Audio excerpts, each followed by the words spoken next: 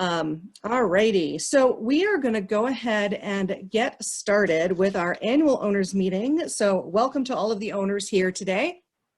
My name is Dana McKinney, and James, if you are able to switch to the next slide. I think I've covered most of the information, but I did want to say that you are also welcome to email us at board@chicagomarket.coop if you have any questions along the way that you think of later, or things that you would like to bring up and have us discuss with you privately. We can certainly do that if you want to email us at board@chicagomarket.coop. We'd love to hear your thoughts and feelings about the meeting or anything else that we might want to go over. The meeting is also being recorded with a video replay link that'll probably be available, we're hoping, by tomorrow. And we're also going to be hosting a brief recap as well. So an additional Q&A sort of session will be held on Thursday, September 3rd at 7 p.m. for any owners who aren't able to attend today that want to just kind of check in with us. We're not replaying the entire meeting, but we certainly will be there to bring up some of the key points and key takeaways that we talk about today and to answer any questions. So even if you're here today and you want to come to that recap just to have further discussions around things, that's going to be another opportunity for you to be able to ask questions along the way. All right, so let's go through a couple of other things that we wanted to do as our introduction here. At Chicago Market, we have a vision. So James, if you wouldn't mind switching to the next slide, our vision is sort of our North Star. This is what guides us. This is what points us in the direction and reminds us of what we're trying to achieve. So we like to remind ourselves about this at board meetings and on other documents that we look at and are reminded by. So our vision is a better food community, local, sustainable, connected. And we are building a better food community powered by our owners. We create and strengthen local food connections that are honest, accessible, educational, and inspiring. We're a cooperative grocery store. Of course we are. That's what we're trying to build here at Chicago Market, but we are more than that. We are a gathering place and a vibrant community resource. So we hope to keep that in mind with all that we do as a board, and we'll keep that in mind as we focus on what we're trying to achieve going forward. So let's talk a little bit about our agenda for today. Traditionally, annual meetings are an opportunity for us to do a year in review, so we will have that, and Grant will be taking us through that. And then we've got some updates to give you on our feasibility studies that we've been doing. We had some meetings back in April, May to say, hey, we're not sure about this thing. We thought we were going to leave the Gerber building. We talked to the CTA about that, but we have an opportunity to reevaluate. So we took that opportunity to do that. We'll talk about what that is in 3 areas: our operational feasibility, our financing or funding feasibility, funding the project, and our organizational feasibility. So we'll go through those. Sophia will talk about operational, Lee will talk about financing, and I will go over organizational. And then we have a special guest who is actually with us today, and her name is Jacqueline Hanna. She's from the FCI, or Food Co-Initiative. So it's a national food co-op support organization.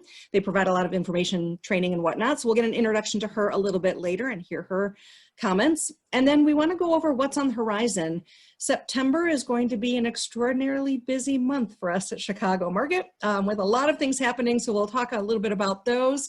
It's also traditional at the annual owners meeting to have our treasurer's report. So Lee will report in on that. Anthony has some governance and board election information that he will talk about. We will be voting on some bylaws. We want to make sure you are aware of what that means. And Malcolm will kind of take us through what the protocol will be around the board elections.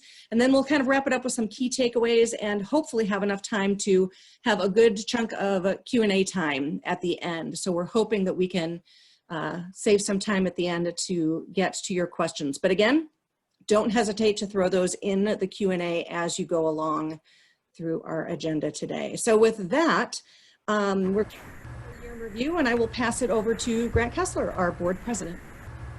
All right, thanks Dana, and thanks everyone for being here. It's terrific to see you participating in the democracy of your co-op. It's awesome. So yes, a little bit of year in review. Good to look back and see where we've been and what we've been working through.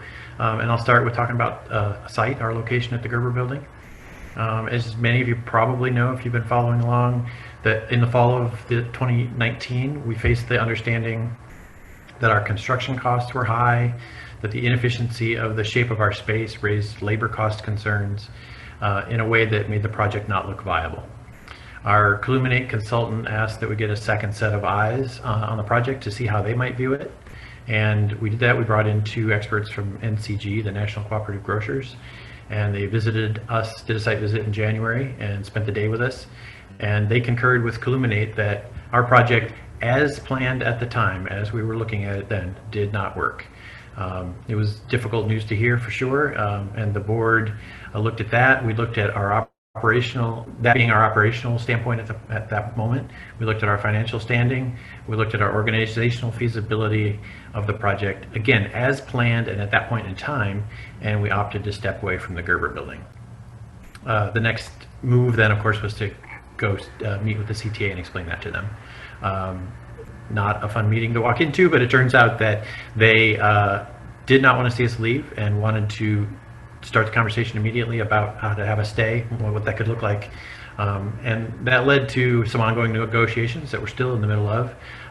But it also meant that we had a sense from them that they wanted to work at it and that there were possible changes, likely changes in parameters with them that could change the calculus for us. And so we felt, well, we should take that news to NCG and see what they think of that.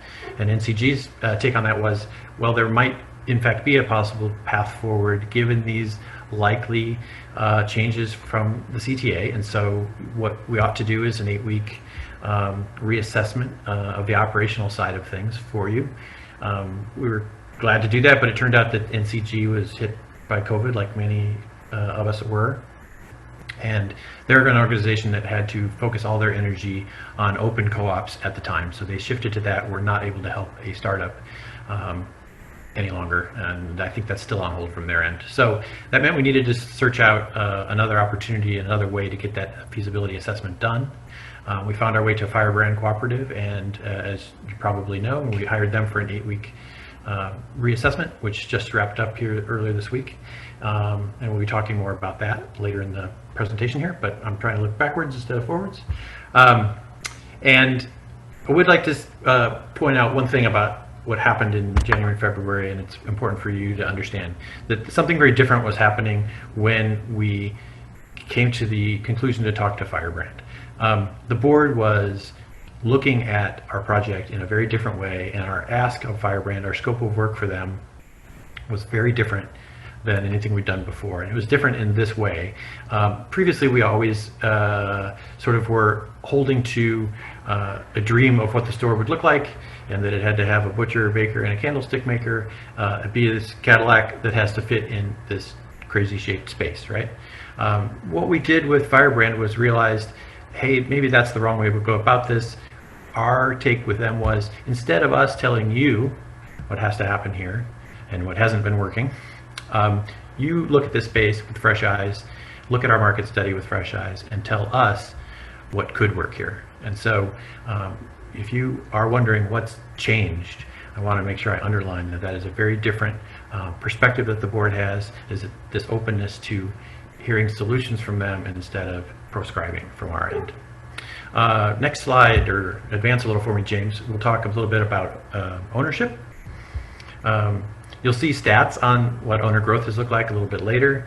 So I'll just point out that we've had some over the year, and Lee will talk a little bit more about it. It has been slow in the second half of this fiscal year because we haven't had, as you can imagine, a strong project to promote to new potential owners. In terms of events, we had a good first half of the year where we could meet in person, and James and the event team did some great events. We had 7 events that were, where you could attend in person once upon a time. And since COVID hit, we pivoted fantastically to offering online workshops, and we've had 6 since May. They've been well attended, over 125 people on those, and so they've been awesome, and they continue. And James will tell you a little more later about the ones that are coming up next, so do watch our website and join those. They're terrific.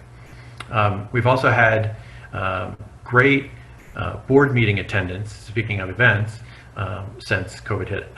It's awesome that we can do the board meetings through Zoom, and people are coming to them, owners are coming and listening and understanding what's going on with their co-op so much more. So really, that was a boon for us, not any kind of problem, which is awesome. And then lastly, the item listed there is all are welcome. The board knows that we want to be accessible and welcoming in our community, and that we want to have more diverse voices, both on the board and just being owners who have a voice. And so we've been working at a new ownership level called All Are Welcome, which will be greatly reduced to make the bar very low and easy to get in for folks who financially need that assistance but would like to participate as owners. We've sketched the structure of that. We've all but said yes to it. We just haven't had an official vote yet, and we'll do that very soon. And after that, we'll be able to roll it out and have it available on our website for folks who would like to take advantage of that. And that will mean a broader set of voices within our community, which is terrific. Next one for me, James, which is funding and finance. We conducted some volunteers, and one of our board members conducted an owner survey over the summer, which looked largely at funding the store. And we also just completed, our capital campaign team just completed another type of assessment, making phone calls directly to owners and interviewing them. And Lee is going to talk a little more about those in detail later, so I'll just say that they occurred. They're part of our past year, and they're terrific data points for us as we consider our next steps. We did apply for the USDA's local LFPP grant, it's called, and this one is one that we are not going to be receiving, unfortunately. However, we will reapply in the spring for one they call an implementation grant, and that can be up to $500,000. So this one is a pass for us, but we will circle back to that again in the spring. We also launched something called Level Up, which is the opportunity for founding owners to level up, to upgrade their ownership level to cultivating if they'd like. It's available online on the website, and is one time right now, but we are working to add a payment plan option to that as well, so keep an eye on that one. We also added donations to the website. So donations were always a possibility, just not in the foreground, and we have now got a donate tab on the website. Takes donations online, and another function we want to add soon and we're working on is that the tax deductible donations can also come through the website. Right now they have to be a handwritten check, but we'd like to make that available on the website, and we're close. And then the last item here, ownership refunds. The board recently voted to adopt a more formalized policy regarding ownership refunds. We have committed to review finances and our ability to afford refunds on a quarterly basis. We'll publish those decisions each time on the website and mention them in email to folks. And we will track requests from people who would like refunds and keep track of them until that when it is financially viable for us to refund, we will do that in order that they asked. We're currently not refunding in order to retain the health of the co-op toward our goal of being open, but we will keep assessing that on a quarterly basis. So that's a great new policy we're proud of. Next one, James, thank you. So organizational development, thinking about what the organization looks like and how it gets things done. One of our huge successes this year is strengthening our volunteer team and bringing on a volunteer coordinator, Kate Grimm, who is, I believe, on this call, and also one of your fine new board candidates. And she has been terrific in really improving our intake process when someone raises their hand and says, hey, I'd like to volunteer. Now when they do, they can talk to her, and it gets handled a lot better than it was in the past. And Dana's going to talk a little more about that later.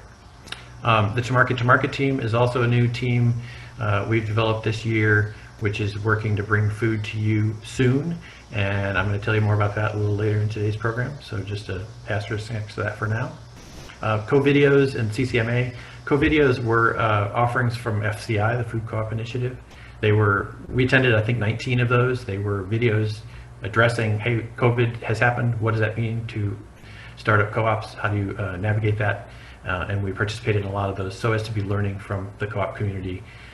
Likewise, the CCMA conference is a national conference every year that's usually very expensive to attend, and we were able to attend for next to nothing online, which was terrific. So we learned a lot, and continue to share that with you. There's a blog post about some of those up on our website.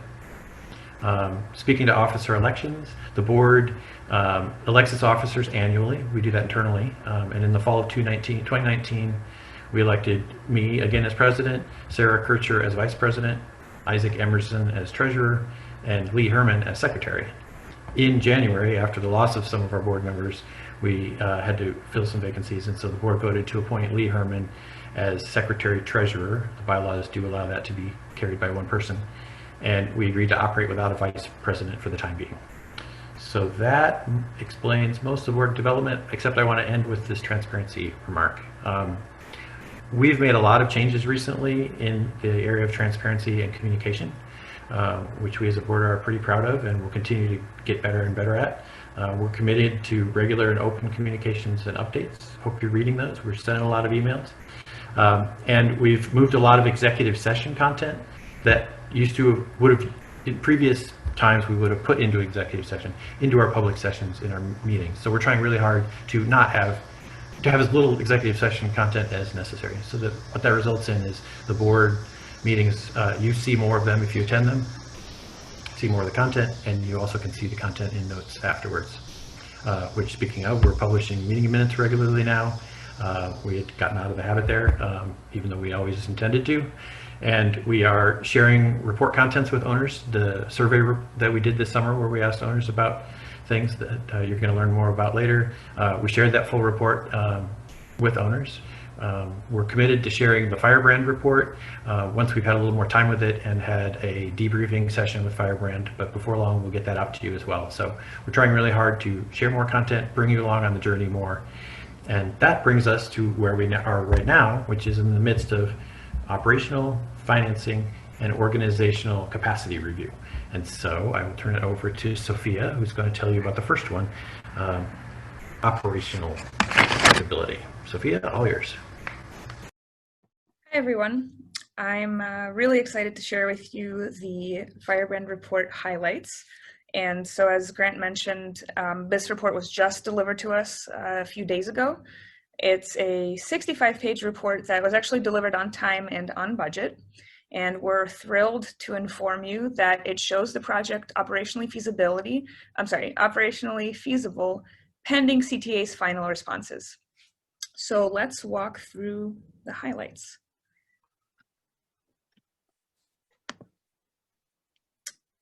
And I'll pause for a second because I see there's a question confirming whether you can see me. So I do want to make sure that is confirmed. Yes, wonderful. So the first aspect that we wanted to review was the pro forma. Now, assuming favorable outcomes in our CTA negotiations, and I'm going to keep stating that caveat just because I want to make sure that's clear. Assuming those favorable outcomes, which are positive and ongoing, this is a pro forma that we will confidently take to the bank, to the CTA, and to you, our owners. This is 10-year planning that is financially feasible, and it meets the key metrics for our lenders, which are items like the current ratio, the debt equity ratio, EBITDA, cash flow and cash on hand meeting the needs of the business. We also are achieving profitability in year 3. It shows us paying back existing owner loans on schedule, and it'll allow us to offer relatively shorter terms for our next round of owner loans. These are all things that were broken with our last pro forma. They're things that we did not feel confident about as a board because they were tenuous at best. And now we have a way to achieve these goals confidently.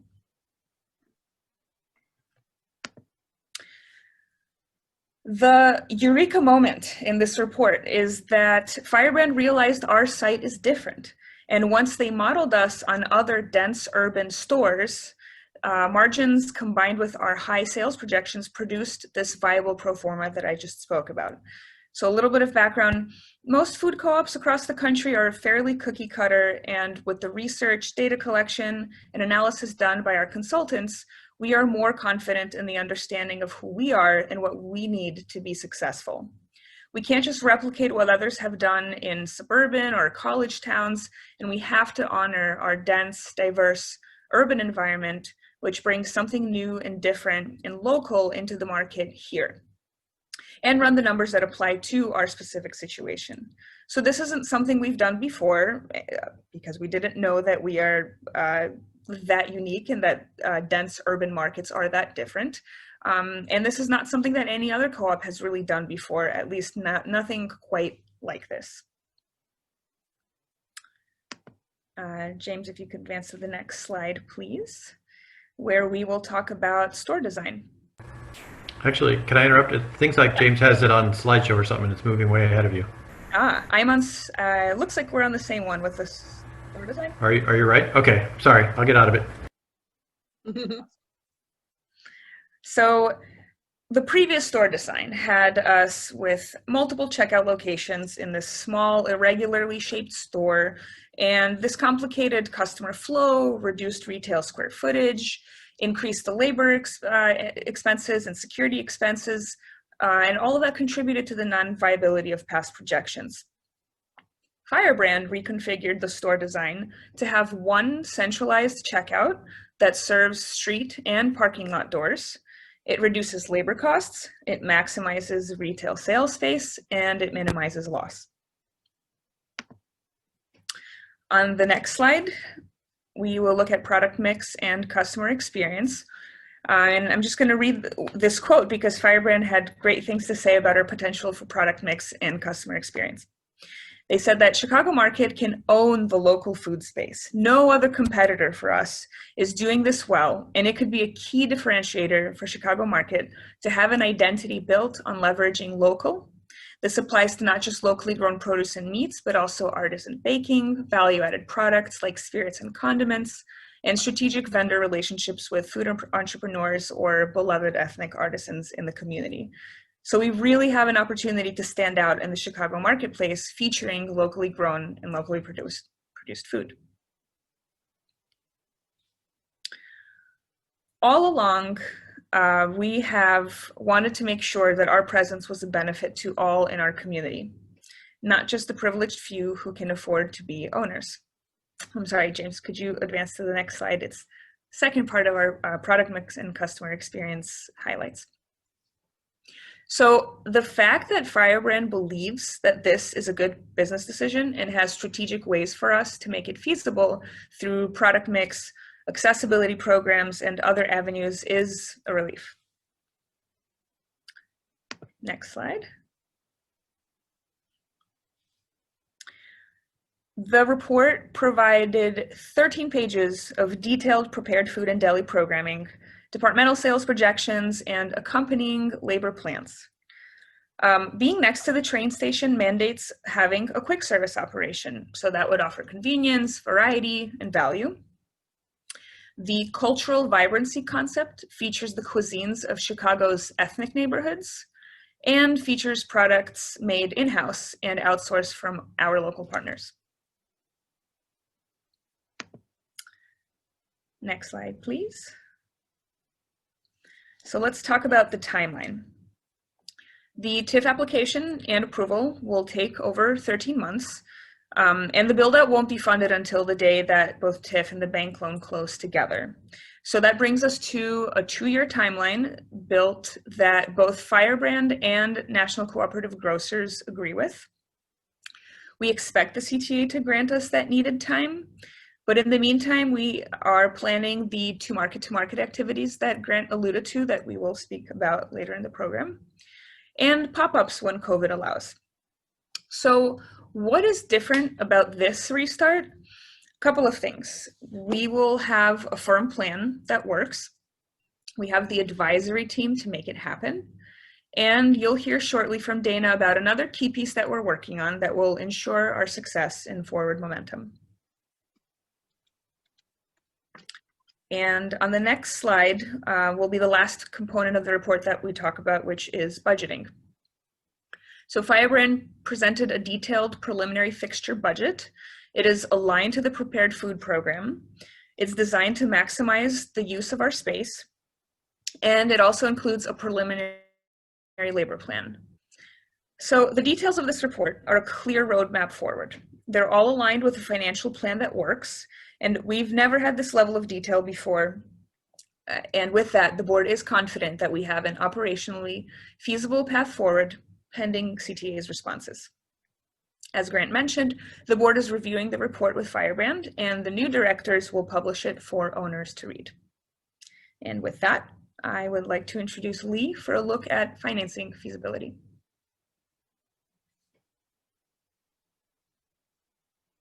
Next slide, James. And one more. So Grant mentioned earlier that there are 3 areas of feasibility that the board was looking at. Sophia just talked about the operational side, and we're going to go on in a minute, and Dana will talk about organizational feasibility. I'm going to talk about financial feasibility. So this slide doesn't look a whole lot different from last year. The numbers are slightly bigger. They are based on the overall, since we started it all until we get the store open. The key thing here is that we will be going for bank loan and we will be going for TIF and other grants, but we're going to also have to have money coming in from non-bank sources, owner loans, donations, and additional owners. This is pretty standard for co-ops, and the percentages are driven a lot by what banks will lend. We're really fortunate to have the possible access to TIF. Next slide, please. So our awesome capital campaign team, along with our volunteers who conducted the survey and that many of you were kind enough to respond to, provided us some input on what's the feasibility of doing funding. Our previous campaigns fell short, so we needed to look at how do we do this in a way that will make things work and get us to a successful level of funding. We found out a bunch of things, none of which were huge surprises, but they're very helpful in looking at whether we can move forward.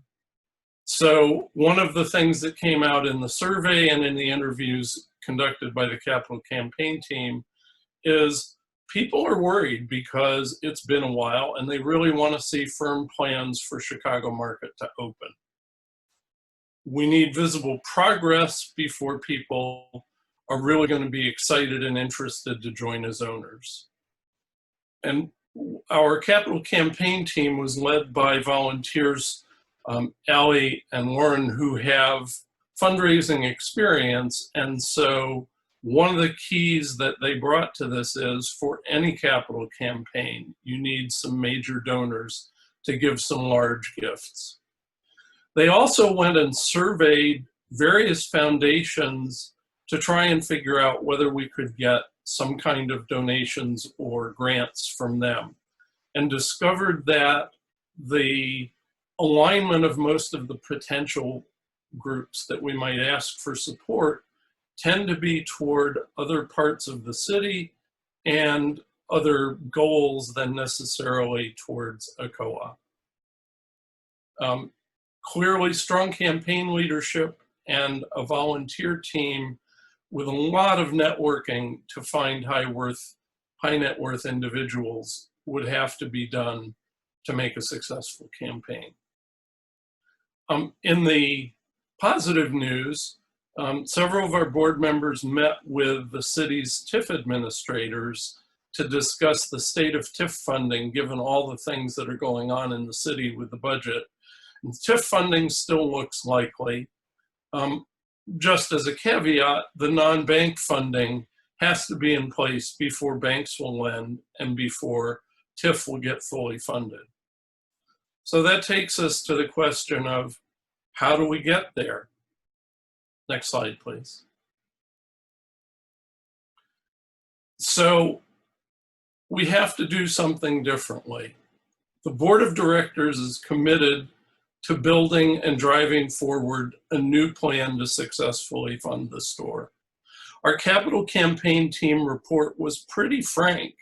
It pretty much said, if we don't do something different, it's not going to work to get more money. So what are we going to do that's different? Well, we are following recommendations. From Firebrand, we have to push for more owners. That's a little bit different focus than we had in the past, where we were really trying to get money just from our existing owner base. We focused on loans previously, and now we'll be looking for donations, both large and small donations. And in the loan space, we'll look to structure owner loans with shorter terms, which may make it easier for some folks. Our capital campaign team, while they were not positive about what we had done previously, did provide some recommendations. And really, these are things that we have to do and overcome if we're going to move forward and get funding. One which we've already started to think about, but we're still figuring out, and we'll have to address as a new board after the election, is increasing how we get to owner accessibility and inclusion beyond what we've ever had. We'll have to increase our outreach to the community organizations. We've done some of this in the past. We'll have to try harder than we have done in the past. And obviously, any possible grants that we can get, we will apply for in hopes that we find additional sources that reduce the burden on owners to help us fund. So we are working hard as a board to rebuild enthusiasm, excitement, and trust for Chicago market opening. We're really excited by what Firebrand came back with, that there's a way to operationally make the store work.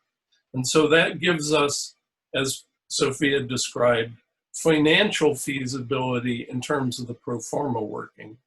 But the assumptions in that pro forma are the ones that include our coming up with non-bank, non-TIF financing. So we're excited to have new board members coming on board to bring additional energy and ideas. But we also have a huge number of already present enthusiastic owners, and we'd love to hear your ideas on how we can make the capital campaign successful, or anything that you want to do to help. So any ideas, please mail to funding@chicagomarket.coop.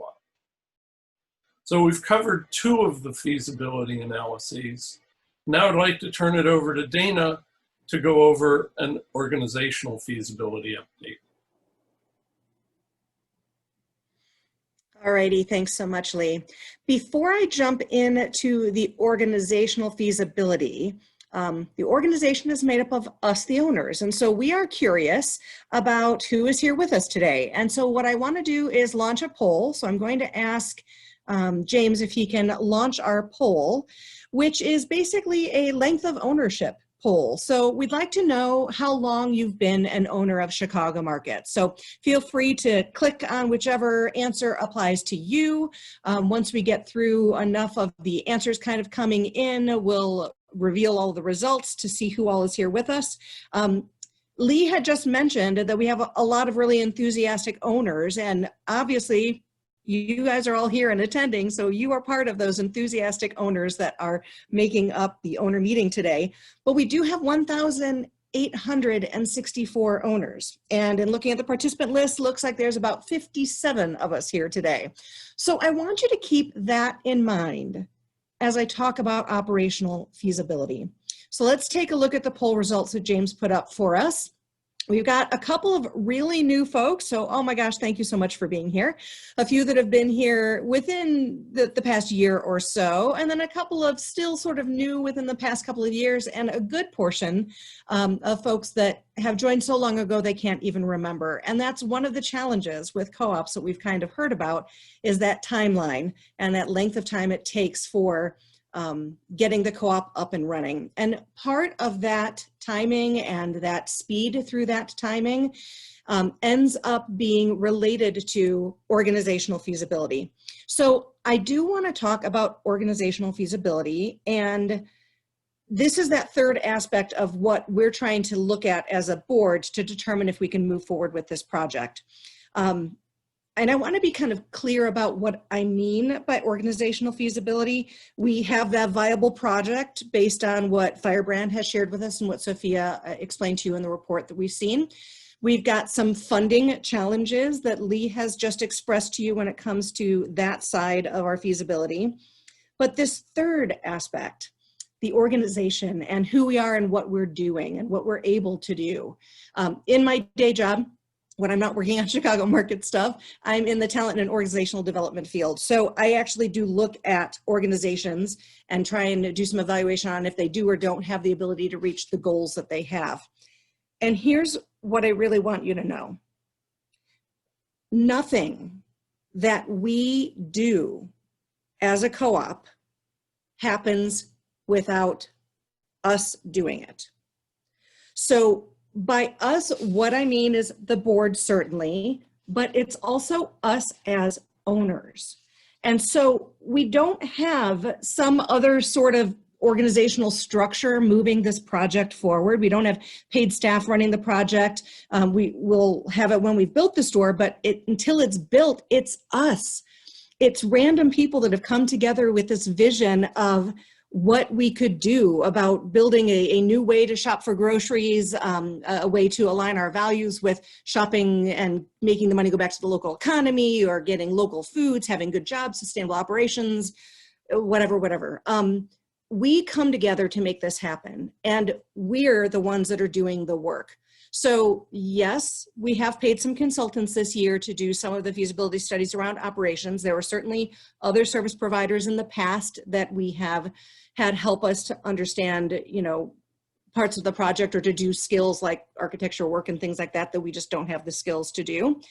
But the vision of this project, the strategic direction of the project, the events that we host to encourage other owners to join us, the way we talk to friends and family and coworkers about what we're trying to build together, the activities we do to kind of get that word out in the community, the activities we did to find Gerber in the first place and secure our bid and be able to do all of that.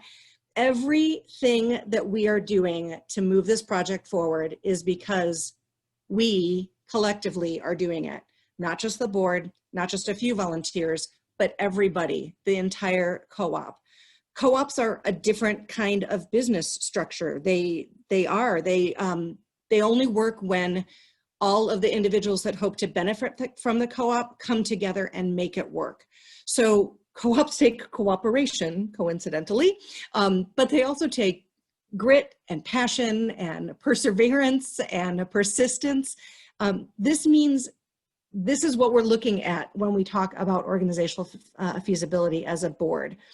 We have a viable project. We're going to need to fund it. Can we do that?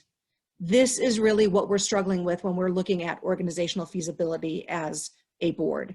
So we're really excited about what we know now. We have read through this report, each of us individually. As Grant mentioned, we're going to do a deep dive with Firebrand once we have new board members on board, because we want to make sure that we include them with all of this information that we'll be getting. And I have to tell you, I feel better as a member of the board now and more confident about this particular project and what we could do in that space than I think I ever have before. And I want you to know that I am going to definitely speak more passionately when I talk to potential donors, or when I talk to owners that want to join but aren't sure and haven't kind of clicked that join button, haven't gotten that confidence to do that.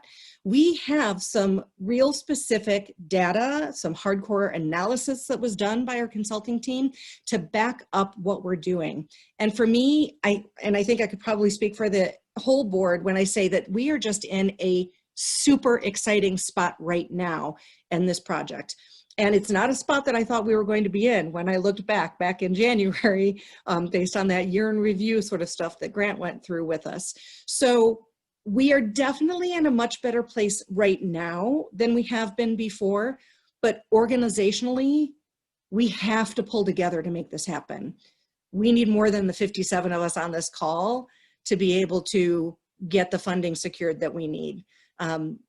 We've been challenged as a board for sure, and I'll talk a little bit about what that's going to mean, but I want to talk first about one other big organizational thing that we're going to need, in order to move forward. And as the general manager search committee lead, this is a big deal for us. So we are looking for a general manager, and we have started that process. And I want to kind of clarify what Firebrand has really outlined for us, because there's some real specific needs that we have as an organization when it comes to hiring our first employee and the person, everyone else, and make this thing happen. So there's some opening and operational assumptions in the pro forma that really dictate having the right general manager with the right mix of skills to actually make this thing happen. So we have determined that our general manager is going to need to have some proven, dense, urban, small format, high volume operational leadership experience. And so what we mean by that is we are going to be pushing an enormous amount of sales through those doors. And even conservatively, when we looked at it, it's a lot for the per square foot amounts. Most conventional grocery stores out there are around 40,000 square feet. Ours is probably going to retail out at around 9,000. So we need an exceptional manager that can handle that kind of volume and really ensure smooth operations in all areas and all departments to be able to function and make it work. You had heard about the product mix a little bit that's been recommended to us through Sophia talking to you about it. And we're going to need to have that balance between like that local artisan crafted food and stuff that's accessible and affordable, because our community needs both of those things. Can't leave anybody behind when it comes to the food accessibility. So we want to have nutritious options. We want to have pricing that is going to be able to make money in certain areas and be affordable in other areas. So we're going to need a GM that's going to be able to understand how that works and manage vendor relationships and things that will be needed in that realm.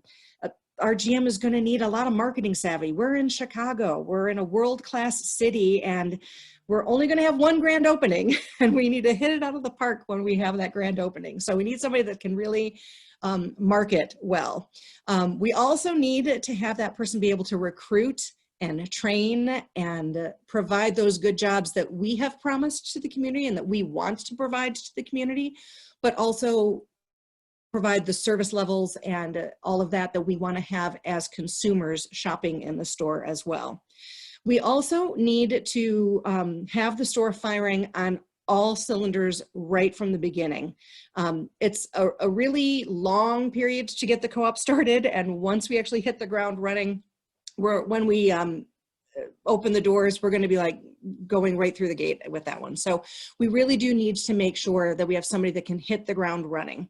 So our organizational strength is really going to come from a strong GM hire that has the ability to come on board early enough that they can help project manage through a lot of this, that they can help with our lending relationships and really talking to those bankers in a competent way, and having that going to run the store be really competent and be able to share that competency with the lenders. It's also going to be someone that will need to help us with the owner growth and fundraising and overseeing just the design and the build out. There are probably a handful, literally a handful of GMs that are in co-ops around the country right now that could do what we are needing a GM to do.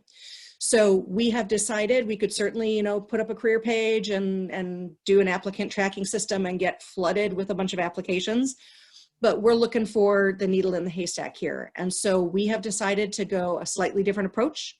And what we are really doing is making sure that we are networking, reaching out to people in the industry that know the GMs that have the skill sets that we're looking for, and trying to foster some connections there. So that's where we are right now. We've got our feelers out already. We're having some conversations across the industry with some people that know people with these types of skill sets, and we are on it. The search is on for a general manager. So that is one big thing that will drive our organizational feasibility. The other thing Grant alluded to in our year in review, and it has been an amazing past few months with our volunteers. with that positive report from Firebrand, the other really exciting development has been when we went out in April and May and said, we weren't sure that we can do this, but we now have this opportunity because the CTA is willing to renegotiate and give us this feasibility study time period. We need your help. People stepped up. People came forward. We already talked a little bit, Grant mentioned Kate as our volunteer coordinator, and she actually signed on right after some of those early owners meetings, and she's been able to organize and structure our volunteer onboarding process. So in the past, we had people that raised their hands and we weren't able to sort of get to them, or we didn't have the bandwidth to have those hand raisers get placed somewhere, and Kate is on that. So when there's a hand raiser, she moves them into a place where they're excited and happy to contribute.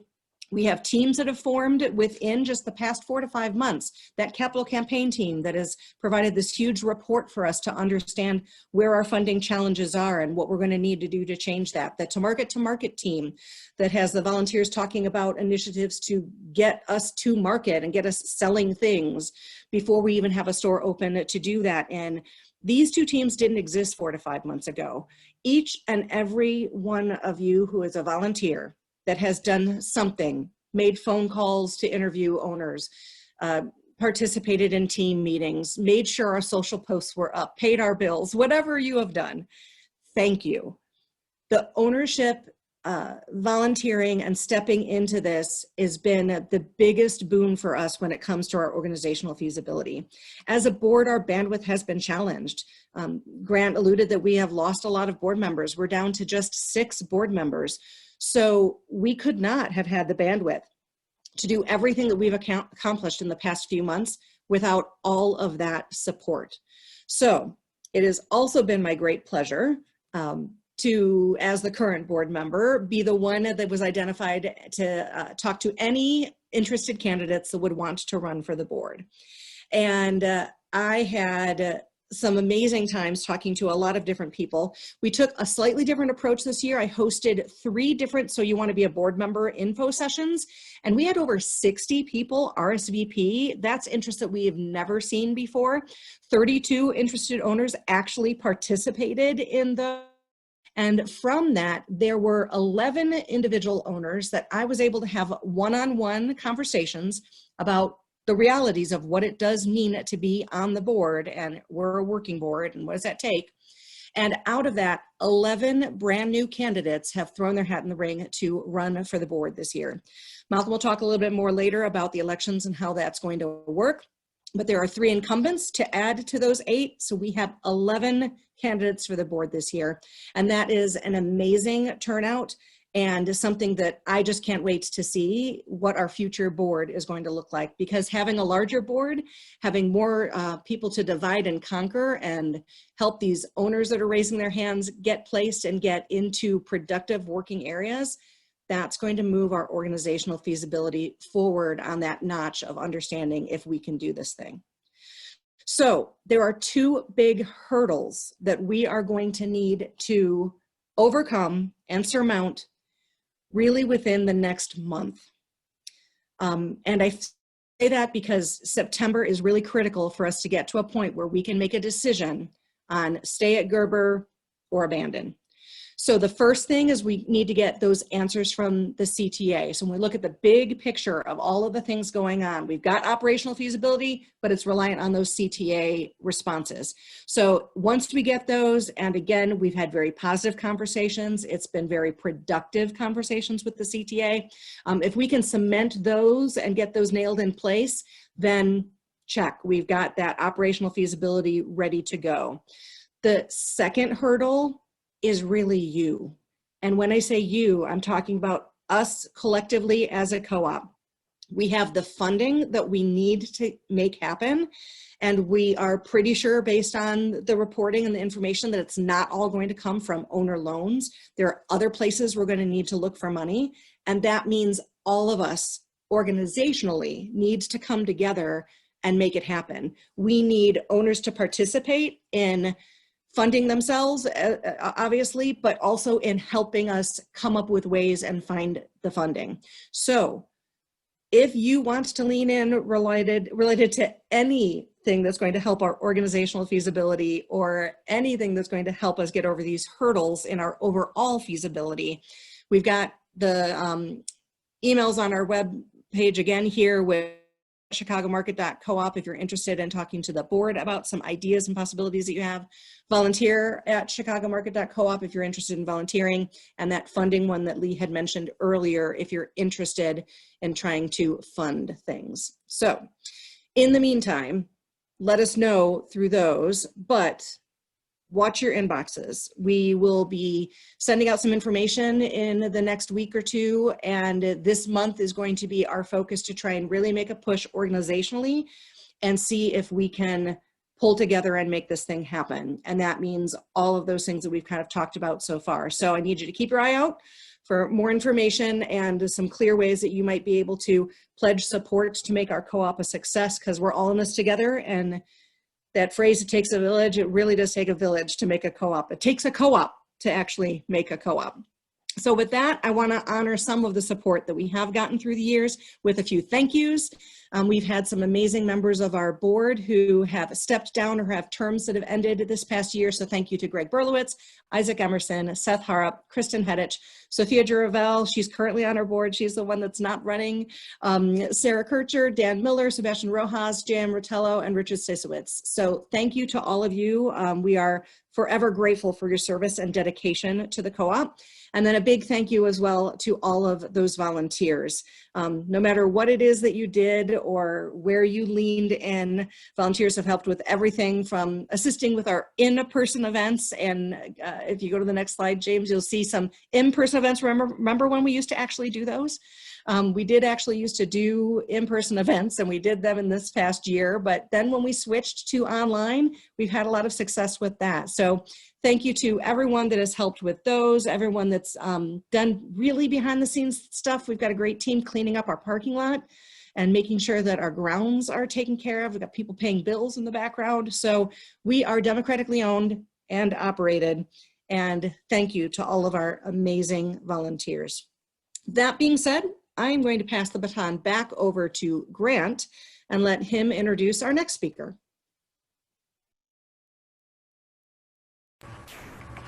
All right, thank you, Dana. Get myself unmuted. So it's exciting to be able to introduce Jacqueline Hanna, who is here to speak with us today. It's great to have her join us. She has spent 17 years in Natural Foods, 9 of those as the general manager of Common Ground Food Co-op in Urbana, Illinois. She led that co-op through 2 expansions. She founded their Food for All Economic Access program. And while she was there, the years from 2008 to 2013, that co-op was the fastest growing retail food co-op in the country. She's now the assistant director at Food Co-op Initiative, which is an organization that provides, information, training, and technical assistance to startup co-ops like ours. And she was part of our Firebrand team. She has been incredibly supportive of our project over the years, and we're very lucky to have her here today to talk about the opportunity before us. Please meet Jacqueline Hanna, and James, if you would go to, looks like you already have, go to, yes, full screen for her, that'll be awesome. Welcome, Jacqueline. Thank you, Grant. First off, guys, we have to take a minute because they're not going to do it for themselves. Was that not inspiring? Is your board not deserve a round of applause? I know they can't see you doing it, but like, just amazing work. Really impressed with this board. Thank you all for giving me a few minutes to talk with you today. I love that. Yes, thank you. Thank you for giving me a few minutes to talk with you all today. I have been involved in supporting Chicago Market from a distance, been a fan, a supporter, a helper for many years, since almost the very, very beginning. I have talked at other meetings you all have had, never quite like this, but you know, times are a little different. Yes, absolutely. See what I'm saying here, Becky? Becky says you guys rock. So this has been an interesting year because your board, you all heard that, that update earlier this year where things were at. You've been organizing for years and things were at a critical point. They made a really tough decision about whether to just give up the location or to give feasibility one more chance. Now, luckily, the CTA came forward with some new terms possibilities that made it obvious what they should do. But when I was called to say, hey, could you join the Firebrand team? We could use just one more set of eyes that has a lot of GM experience, general manager experience. And I said, yes, I thought this is a good idea, but I wasn't necessarily optimistic. Let's say, I think that's where a lot of us were feeling. I think the board was feeling that way. I think you guys were feeling that way. Not quite sure this was going to work. And I had not seen all the background information, all the details. As I joined the Firebrand team, I was able to see all that. And I don't know about you. I mean, I was part of helping with that report, with that research. I was on site. I got to meet people, look at the site. I got to see the store redesign happening within your space and watch those brilliant minds working.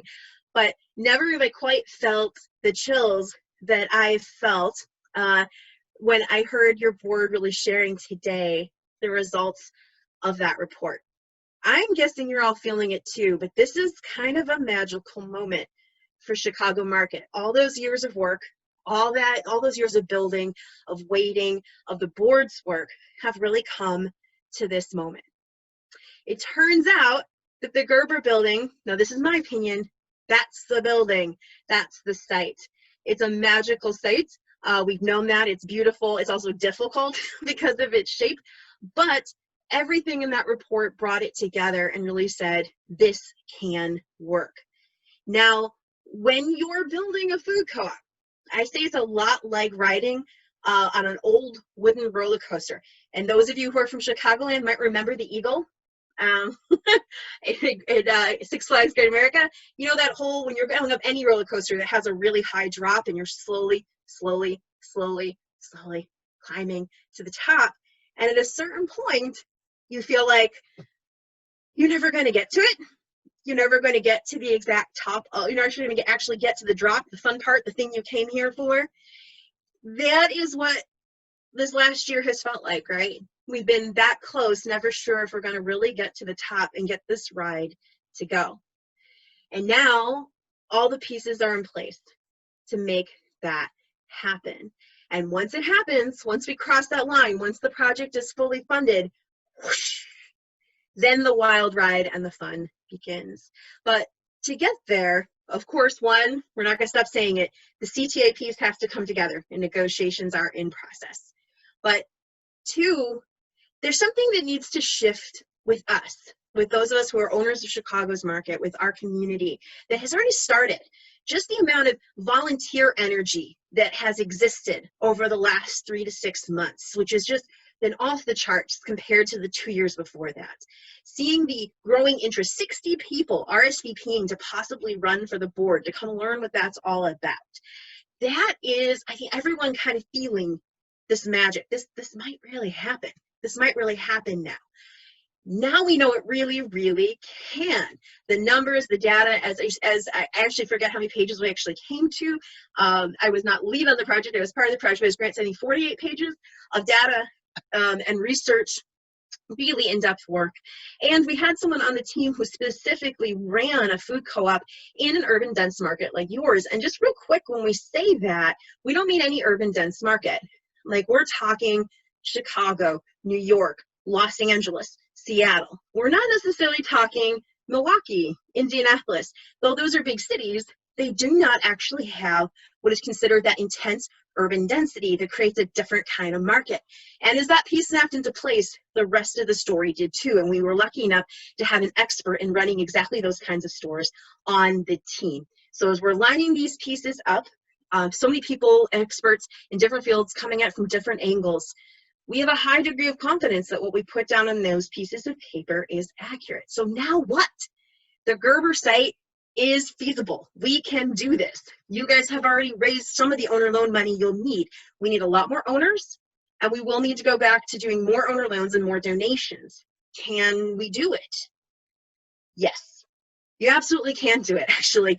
Food co-op startups in communities much smaller than Chicago have gotten to that level of owner loans, have gotten to that level of donations, have gotten to the level of ownership that you all need to move this co-op forward.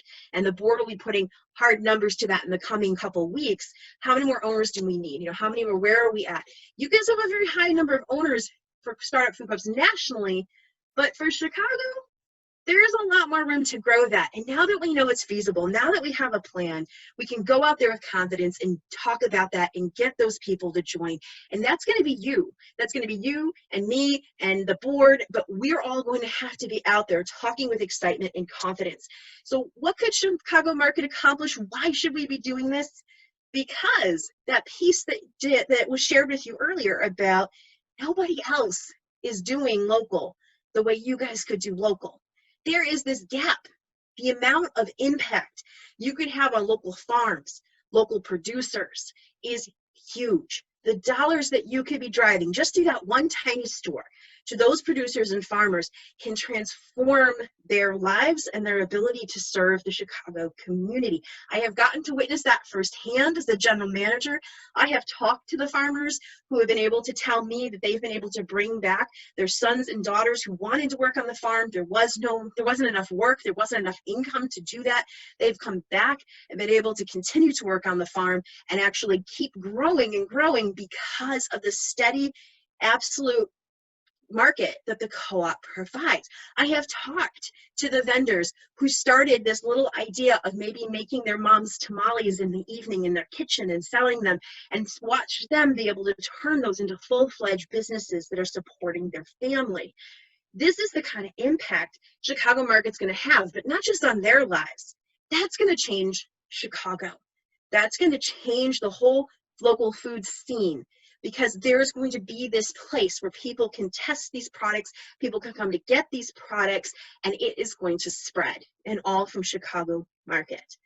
And that piece about being accessible is absolutely key. We absolutely do believe, the whole team, that you need to open with an accessibility program that will give people who are on food stamps, who are using WIC, discounts on their food every single day, that will have a basics program where some key items like milk and bread and eggs, or some products in those categories are being sold at wholesale price, so they're very accessible. At the same time, you have this incredible local food that may be in some areas at a much higher price point. It will vary up and down, and it'll be something everyone can be a part of.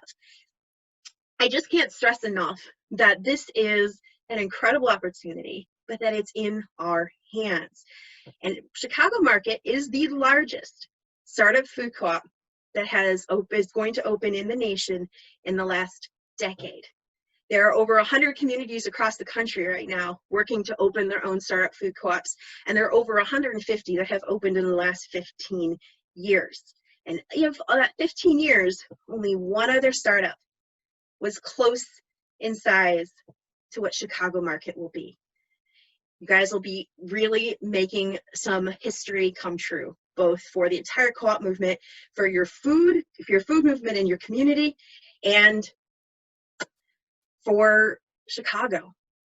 And we can't wait to see it, but that's going to mean we got to grow owners together. We got to get the enthusiasm out there. We got to get the message out there that yes, Chicago Market is a real thing. It's viable and it's going to happen. And we have to be ready to help make those loans, make those donations, or find the people that can. But can you raise this kind of money? You absolutely, positively can. And I can't wait to watch you do it. Thanks so much for your time, guys. Awesome. Thanks, Jacqueline. As they say, who wants to follow that? So wonderful to have you here speaking to everybody. And folks, throw your questions, your comments to Jacqueline in, and she may or may not be around for the Q&A part, but we'll be sure to share them with her later too. So thank you for that. That was awesome. Let me talk a little bit about, let's see, well, James, are you there to put the slideshow back together for me? I am going to talk about few things that are on the horizon. Just so that you know, reminder what the board is thinking about the next few things are. First of all, we've got the work of onboarding new directors, which will happen in a week or so after we know who they are. As soon as we possibly can, pending CTA conversations and things, we need to make a decision about the Gerber building. And if we're staying there, then our next tasks are some early campaigns in the fall. One, probably a level up campaign to get people to take advantage of that level up opportunity. We will launch that soon. The option is there now, but we will, campaign and market and push that idea for folks. And then we also know, and the capital campaign team has already started some early planning, that as the end of the year approaches, folks do think about making end of year donations, and we want to tap into that opportunity as well. And so we'll be doing that this fall. As Dana already mentioned, the search and hire of a GM is officially launched. We take the schematic design work. So we have a preliminary floor plan from Firebrand as part of their report. And the next step this fall, once we know we're moving ahead, is to turn that into a schematic design. Drawings go through multiple stages on the way toward something you could build from. And the next stage is the schematic design, where the floor plan and drawings get fleshed out a little more, get more detail. And so we'll need to do that next. And then, as mentioned earlier, the to market team, let's talk about that a little more. We started this team to connect farmers and producers to folks here at Chicago Market, right? And we knew that COVID was a difficult time for farmers, and we wanted to see if we could be helpful. The team reached out to dozens of farmers, and the team was glad to learn that many of those farmers had met their needs at that point. They had huge growth in CSA subscriptions, which was awesome. And also the farmers markets rolled back online this spring relatively quickly. So they were able to get served from selling their goods at the farmers markets again. That said, there were farmers also, we all know, have probably heard the stories, who weren't so lucky and didn't pivot as well, and had struggles and may have closed or either ceased operations for the time being. So we feel for those folks, and we're doing our best to try to be helpful to anybody we can. Our team, this to market team, has expanded our search and found a few farmers who don't have the strongest sales outlets in Chicago at the moment, and they would be willing to bring their goods into Chicago, to the Chicago market community. And so the team is working to make that happen very soon. So soon you will be able to buy and shop for some goods through a couple of these farmers, and we're really excited about connecting you with this food.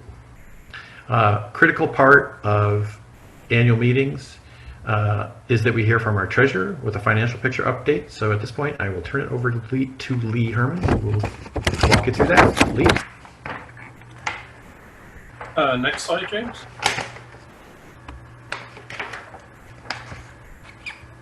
So this slide is showing where we spent money during the fiscal year.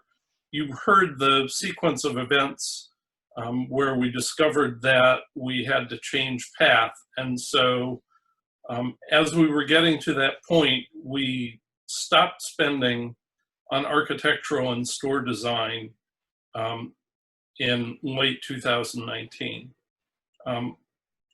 The only spending that we had in 2020 was the initial payment for the Firebrand assessment.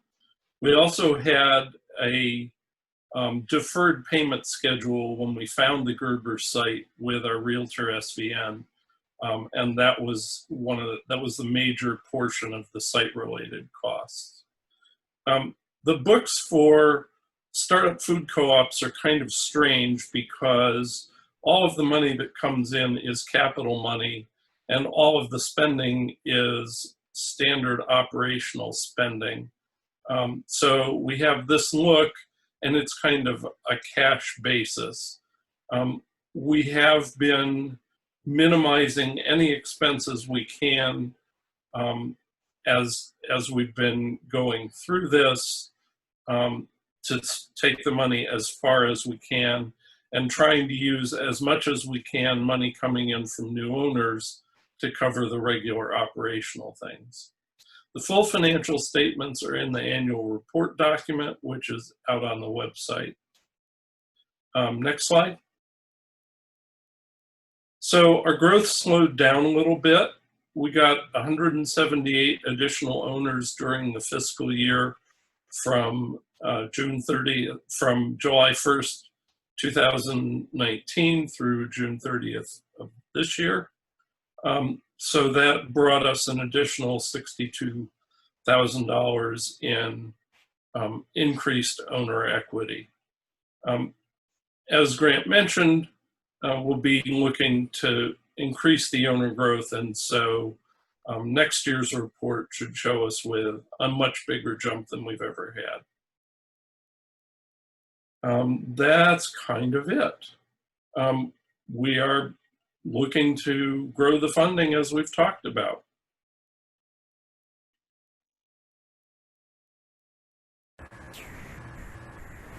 Over to you, Anthony. Anthony? Perfect. Hello. So one of the functions of the governance portion of a board of directors, if everyone can hear me and see me, I hope. There we go. I can now see myself. One of the functions of governance of the board of directors is to keep the bylaws up to date. And as some of you know, we have a set of bylaws that run Chicago Market. You may have seen them on our website. You may have seen previous board elections where we've updated those bylaws. And we like to keep them up to date. We like to keep combing through them and making sure that the bylaws as written actually fit the needs of the times. And this year is a really great example, at least for one of these bylaw amendments, why something needed to change with the needs of this particular moment. This year, we only have 3 bylaw amendments. They're all relatively straightforward, nothing particularly crazy and new, but we are going to explain them to you and go through each of them in a little tiny bit of detail, nothing too crazy, because you're going to have to vote to approve them. So I'm going to go through each of them in turn. I'm going to give you guys a reference to where in the current bylaws, which section, where these things apply. If you particularly want to go take a look at them, you'll be able to do that. It's also posted on the website. So the first bylaw that's being changed is bylaw number 4.2, which currently includes a requirement that we give written notice of the annual meeting to all of our owners, and that if they don't have a valid email address, for instance, if we get a bounce back, we have to send them a postal mail invitation to that annual meeting. To be completely frank, we've never done this. Chicago Market generally does not do things by mail because it's expensive and can be wasteful, except in the case of our owner loan campaign. And so the change we are making is to delete this requirement for postal mailing and replace it in an effort to get everybody engaged with a requirement that we publicize the annual meeting on social media through email and through newsletters. So through all of our electronic means of communication, make sure absolutely everyone knows about it. No hiding, nothing but transparency, but eliminates the potential expense of sending paper notices out to a lot of owners just because they happen to have changed emails in the intervening year. So that's number 1. Number 2 is the date of our annual meeting.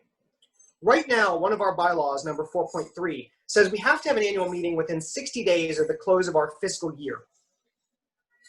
We're making a minor change, we hope, to this from 60 to 90 days. The reason is just flexibility. It doesn't really change very much. Good co-op practices we've been advised include 90 days, and it just gives us a little more scheduling flexibility. The other problem is with our fiscal year closing when it does, we always end up, as we are today, having annual meetings that are a little bit too close to the end of summer vacation time for a lot of parents, to the end of good weather, and we suspect that if we could push things back a little bit, we may be able to get better attendance. So flexibility and potentially better attendance will give this. It won't change anything about the annual meeting. It will still happen. It'll still take its current form, but it could take a little bit longer to actually schedule it to give us all a little more flexibility. The last one, which I think everybody can relate to right now, is that bylaw number 5.11 currently says that you aren't allowed to attend more than 3 board meetings in a given year if you're a member of the board by teleconference. You have to be in person or you could potentially lose your board seat. For obvious reasons, we've been in violation of this rule, every single one of us, since March. This rule is probably not necessary. I suspect it was incorporated from an older set of sample bylaws that didn't look kindly on teleconferencing, but also came before Zoom and video conferencing. And so the amendment is simply to delete that section and say that you can attend by video conference as often as possible. This will facilitate, both in COVID and in non-COVID times, us being able to make sure that as many board members can attend as possible, and also that we continue to give opportunities for owners to attend the meetings, which, thank you, many of you have been doing via Zoom.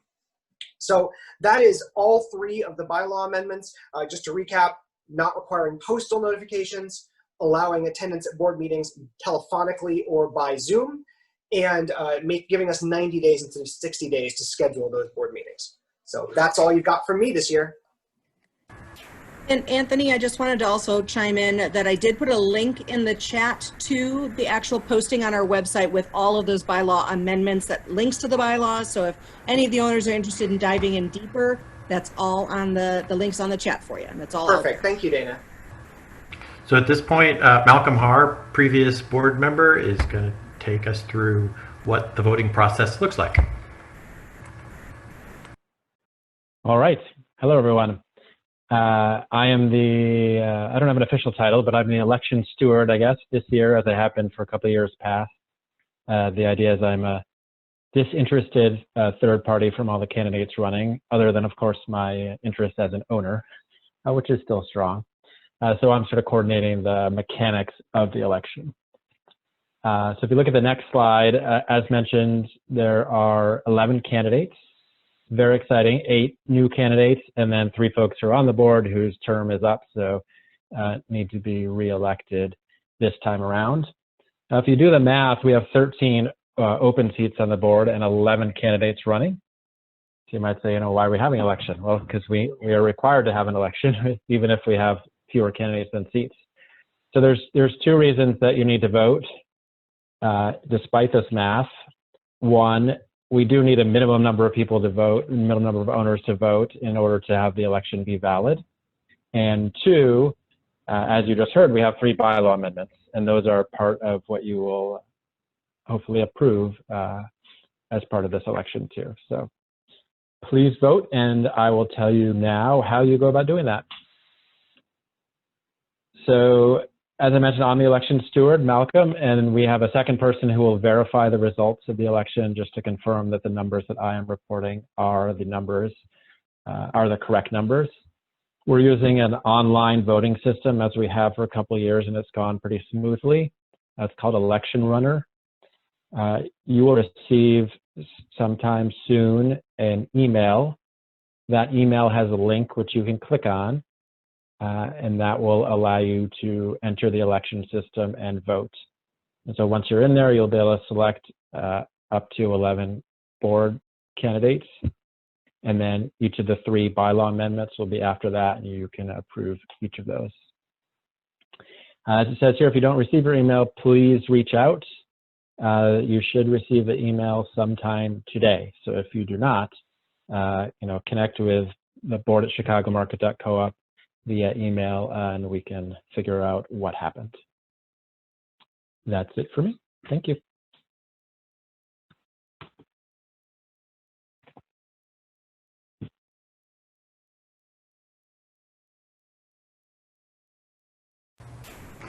Sorry, I was busy typing in the chat and forgot I was up. Thanks, Malcolm. Maybe I'll just answer that question verbally. I scheduled the email blast to go out with voting mechanics information at 5:20 p.m., so you'll see it shortly. So I'd like to talk a little bit about, if you can go to the next slide for me, James, just a few key takeaways and reminders coming out of this meeting before I turn it over to Dana for Q&A. 1, vote. Please exercise your right to do so. It's part of being a co-op owner that you are part of the democracy, and we need you to vote for board members and ratify the bylaws. Next slide, James. Thank you. Volunteer, get involved. The Capital Campaign team could use volunteers, or we need to grow owner numbers, as you heard from Lee, and so we're going to need to ramp up that outreach and work and initiative. We used to throw owner information sessions all the time. We're going to have to reinvent that, figure out how to do that online. And so there's work to be done there. And if you're outgoing and want to talk about how great the co-op is and help people join, we'd love to talk to you.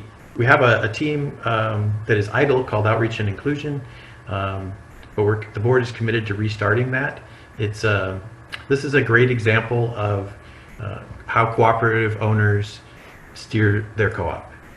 We have heard through the survey, through direct outreach, and also through the Capital Campaign assessment recently, it's very clear that owners want us to do a better job of fitting into the community, of being connected to the other organizations and nonprofits and social service agencies in the community.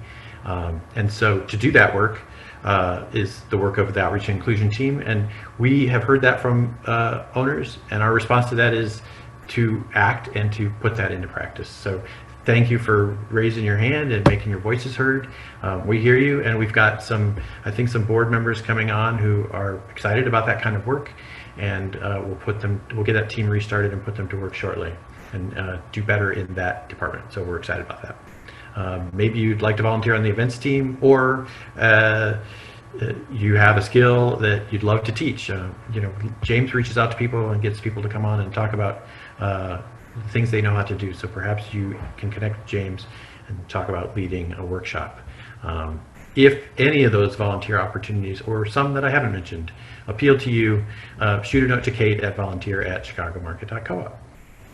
As far as recruiting, if you're like me and if you're like Dana, because I heard it from her, you hear Jacqueline and you say, hey, I'm more excited than ever about this co-op and I want to see this happen. And what can you do? You can share that news on social. You can talk about the change. Be honest with your friends. Talk about the growth, the changes happening at Chicago Market, and the chance for success. If your friends are hesitant and you don't feel like you can talk them into being an owner, convince them to follow us on Facebook. Convince them to get on our email list so that we're at least communicating with them and they're learning and hearing more about us. So do that if you can. And then next one, James, funding. We will, as mentioned earlier, we'll be reaching out before too long about how you can pledge to make this thing work. Use the Level Up tool if you're a founding owner and would like to level up. That's available anytime. The Donate tab on our website is always available. We will be adding some functionality to it, but right now it's there, and we would love to have you participating. So those are to-dos or takeaways for you that I want you to keep in mind. One last thing, if we can go to the last slide before I pass it to Dana for questions. Circling back to kind of where we started, which is to think about our vision. Chicago Market has had really a lot to celebrate this year. We faced a lot of challenges, absolutely, but we've learned from them and grown by working through them together. We've learned to be more transparent and to communicate better as a board. We're committed to that. We're committed to doing better than we're already doing. Keep growing, and we hope that you are joining us in that journey. Communication works both ways, so we're going to reach out and talk more to you, but don't hesitate to reach out and talk more to us. We want to be hearing from you. We have learned to hire the right people and give them the right direction. I talked about that a little earlier. Firebrand's a great example, and we'll keep doing that.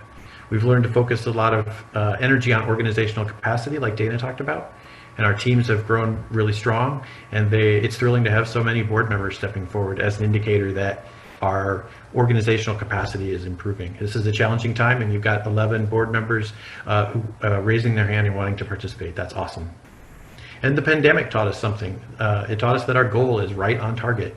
We need shorter, more resilient food chains, and Chicago Market is poised to be a powerful part of that in Chicago, as you heard Jacqueline say. We can do something together that is part of improving the food system for all of us, and it will survive things like pandemics and more. So let's do that work together. Most importantly, though, we have been reminded this year of how powerful our vision is. We are a community of people with a shared vision for a better food system, a better place to shop. We will be a community hub that supports farmers, supports food producers, eaters, and employees alike. No matter where we land, though, the Gerber Building is beautiful, but it does not define Chicago Market. We are just what our vision defines us as: local, sustainable, and connected. But as you heard from Jacqueline and as you heard from Sophia, we are now fueled by terrific, positive, and exciting outcomes for Firebrand, and together we have the power to make Gerber happen. So let's do that. And with that, I will turn it over to Dana, who will field questions from you all. Dana, and also reminder on your polls. Yes, I was actually just talking to James about that. We have a couple of polls that we would like to do, and this is a little bit of that organizational feasibility too.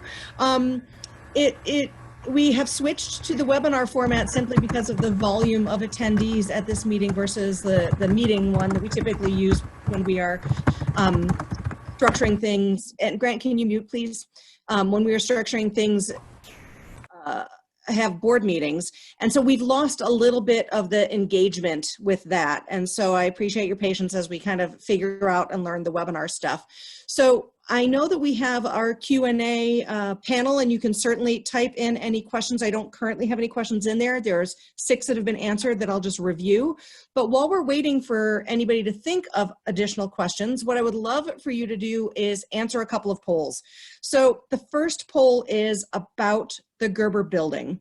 We now, and I know you haven't gotten to read the full report, but we now have a report that, as Sophia explained, has real specifics backed by data with numbers that are very specific to Chicago. There were comparisons to comparable grocery stores in Chicago and with other dense urban markets. There's a lot more information out there. So we feel confident as a board. We're feeling really good, and that this is like, oh my gosh, we couldn't have asked for better. But what about you? How are you feeling as owners? We would love to kind of get a read for your understanding of this, for how you're feeling with everything that's going around to it. And so the Gerber location specifically is our operational feasibility. And that's one of the things that we really wanted to understand and get a little bit more information around. So it looks like we've got about 68% of people, 70% that have clicked an option in there somewhere. Let's go ahead and end the polling if you don't mind, James. So we've got a lot of confidence, which is awesome. Thank you so much for sharing with us where you're feeling with things. We are going to need a lot of confidence, not only around the Gerber building and the feasibility there, but we're going to need some confidence around our funding as well. And we've heard a lot of challenges from our capital campaign team that we're up against in that arena. There are co-ops, I think Jacqueline might have said this, around the world that have done it, that have raised the money, raised 2 million plus, and we need to raise a lot of money. So I want to put up the next poll, which is your confidence level around that. So when it comes to our fundraising viability, what is your confidence that we as owners can raise the money that we need to build the store? Now, I'm saying raise the money. I'm not saying fork over the money, because we have heard very strongly through some of the interviews that we did that we may not have it in our owner base, but we got to get it. So we need to figure out where we can get it and how we can go about doing that. So this is really a question for you guys as owners to look at and answer. Where are you sensing that? Some of it might come from the confidence that we now have in the actual program and what we're building. I know that's true for me, definitely. But some of it might also just come from, you know, who do I know, or how willing am I to step up and talk to friends to join and get the owner numbers up, or how confident am I to ask friends to make a donation, even if they don't want to join and be an owner. Do they, you know, could they donate some money towards this thing? Maybe they live in the area and they would benefit from the grocery store and have no interest in being an owner, but they could make a donation. Are you willing to talk to people about that? So interested in kind of knowing confidence around this. So let's take a look at the results of this poll. And it looks like we've got somewhat confident. All righty. And some neutrals in there, a bit of a bigger spread across this, but this is helpful for us to know as a board, because again, we're all in this together and we're going to need more than just not only the 6 board members now, but the 11 that we will soon be, to understand where we are and how we're going to move forward with this. So thank you so much for sharing your viewpoints and opinions around that. We have a couple of new questions that have come in, so I'm going to go ahead and talk to those really quick, if I can get to the Q&A here. Okay, so let's take a look at these open questions. The first one is from looks like it's from Malcolm. Does the labor plan require any compromise on offering decent wages to employees? One of the requirements that we did give, I'll go ahead and answer this as a board member. One of the requirements we did give Firebrand when they were looking at it is the $15 an hour minimum wage, and the idea that we want to have good paying jobs and that we want to have benefits where feasible and all of that kind of stuff. We had labor concerns and labor costs that were not feasible previously. Some of that was due to the way the store was laid out and what it would require. What we have found by improving the layout, that certainly makes it easier to run our store, easier to get around it and do the things we need to do. So the payroll hours don't need to be dedicated a lot of time to that. They can be dedicated towards more efficient running and making more sales and managing the deli and, the other things that we would need that labor to go to. So there's a lot of efficiency that was saved in our labor costs there. And between that and margins, we were seeing a need to not have to lower our labor costs.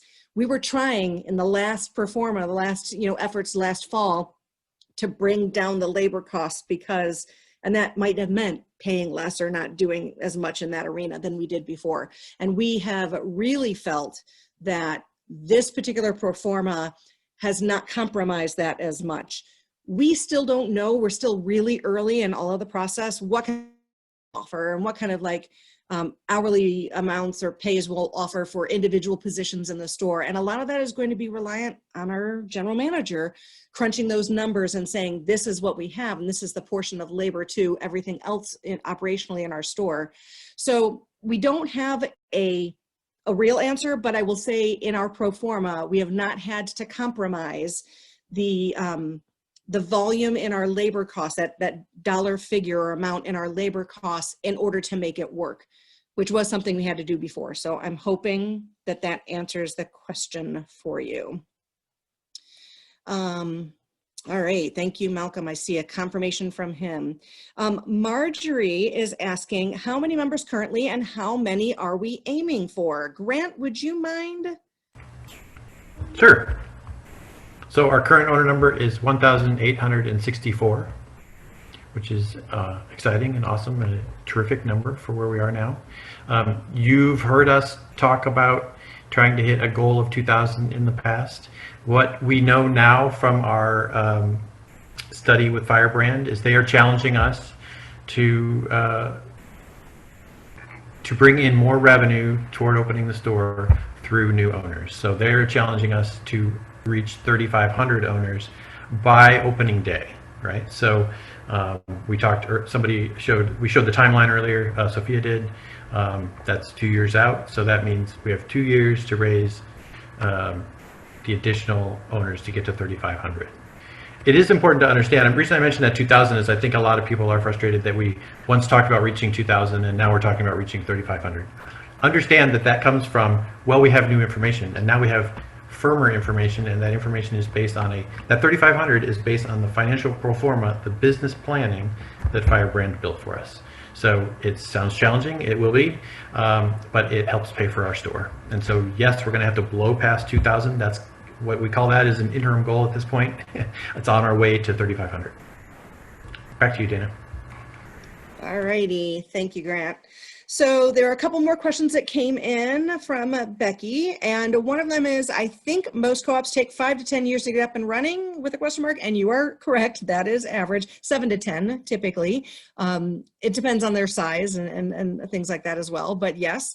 And so you've asked, can you speak to about how many rounds of capital campaigning are usually needed? Sophia, I know you might have a little bit more information about what you've learned about other co-ops. I know we're not the cookie cutter, so it may not necessarily apply to us. And there's also been some shifts and changes in funding co-ops, where there are some co-ops that have seen a high percentage, up to 48% in donations over loans. And it's historically always been focused on the owner loans. So there's some changes happening there. But Sophia, would you mind talking a little bit about how the rounds of campaigning have happened and what you averages with other co-ops doing those, and what are our plans tentatively that you think? So I'd say that 2 to 3, and we're benefiting from having Jacqueline Hanna on the call too, to maybe speak to the national scene. But 2 to 3 seems to be the typical amount. And so we've had our 2 campaigns, one the year before last and one last year. And we're gearing up to do a 3rd campaign. The capital campaign team is looking at the most suitable time for running a third campaign.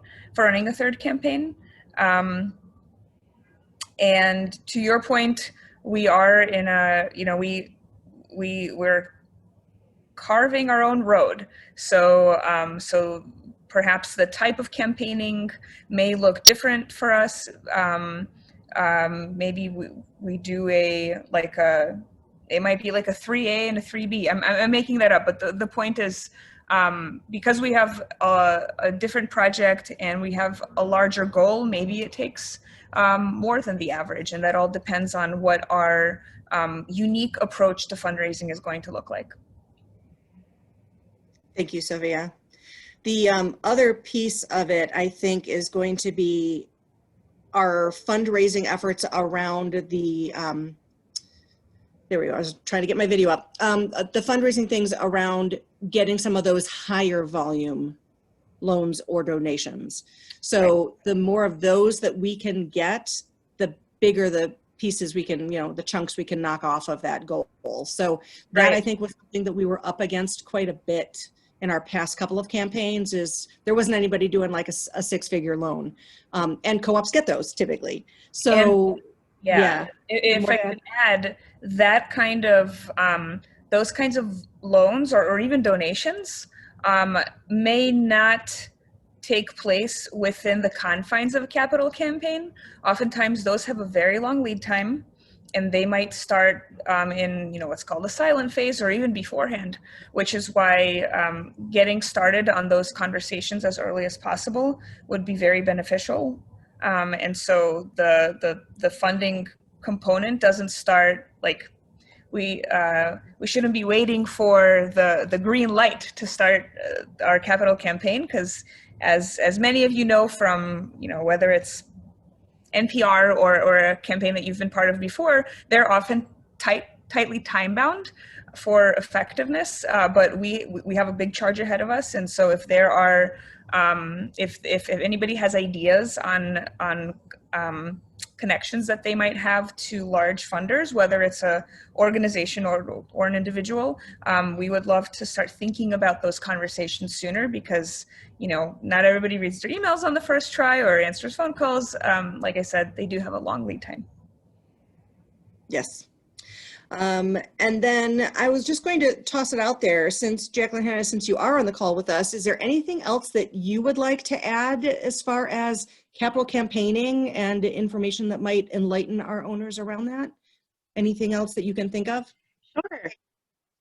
Everything that Sophia has said is correct. And the largest campaigns, which you guys are looking at, you're looking at being one of the larger campaigns that has been done, total dollars nationally, again, in much smaller communities than yours, but you're in that range. And that usually takes 2 to 3 pushes. So you guys are pretty much in what is pretty typical at this point for what you're trying to accomplish.